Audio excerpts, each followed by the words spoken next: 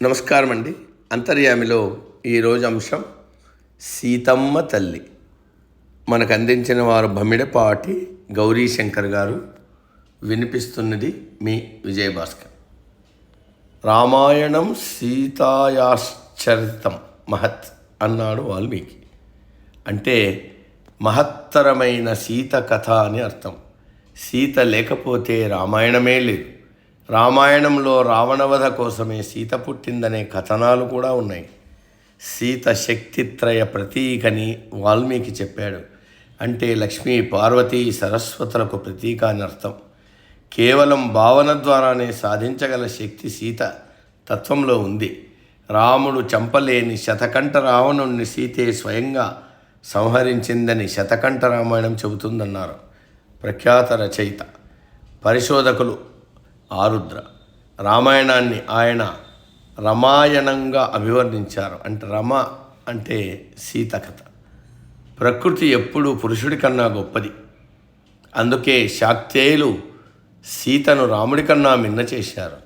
లక్ష్మణుడు ఒంటరిగా సీతను వదిలిన క్షణం నుంచి కుశలవులను రాముడికి అప్పగించడం దాకా సీతమ్మలో స్థితప్రజ్ఞత కనిపిస్తుంది. రాముడు లోకహితం కోసం సీతను అడవికి పంపితే ఆమె ప్రకృతి ధర్మాన్ని సాకి సంరక్షించి లవకుశులను అందించింది. కష్టాలు ఎన్ని ఎదురైనా దృఢచిత్తంతో వాటిని జయించిన ధీర సీత. ఒకసారి దేవతలంతా ప్రజాపతి దగ్గరికి వెళ్ళి అసలు సీత ఎవరు, ఆమె ప్రకృతిలోని విశిష్టత ఏమిటి అని ప్రశ్నించారు. అందుకు ఆయన మూల ప్రకృతి రూపం కలిగి ఉండే పురుషుడికి వ్యతిరేకమైన ప్రకృతే సీత అని సమాధానం ఇచ్చాడట.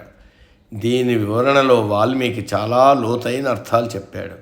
సీతకు 3 రూపాలున్నాయి. ఆమె శబ్ద బ్రహ్మస్వరూపం, జ్ఞాన బ్రహ్మస్వరూపం, అవ్యక్త స్వరూపం. సీత వ్యక్తిత్వం గొప్పదనడానికి రామాయణంలో ఎన్నైనా సన్నివేశాలు ఉదహరించుకోవచ్చు. అత్రి మహాముని భార్య అనసూయ తమ ఆశ్రమంలో సీతను చూసిన మొదటిసారే నా తపస్సునంతా నీకు ఇచ్చేస్తాను అంది.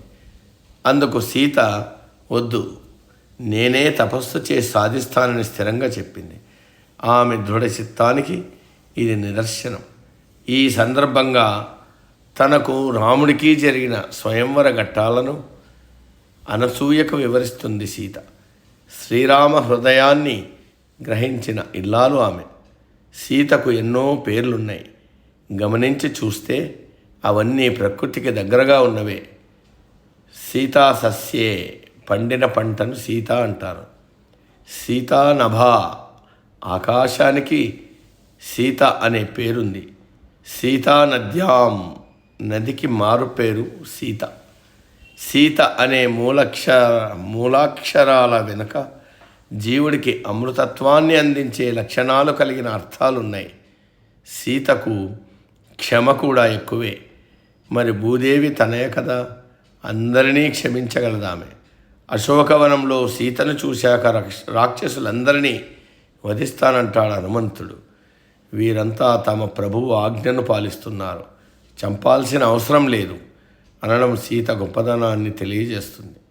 మొత్తంగా సీత పాత్రలోని బాహ్య అంతర్గత సుగుణాలను గమనించి విశ్లేషిస్తే వర్తమాన మహిళలంతా ఆమె లక్షణాలు కలిగిన వారే అనిపిస్తుంది. వారిని గౌరవించుకోవడం అందరి కర్తవ్యం. సమాప్తం. సర్వే జన సుఖినో భవంతు. అందరూ బాగుండాలి, అందులో మనం ఉండాలి.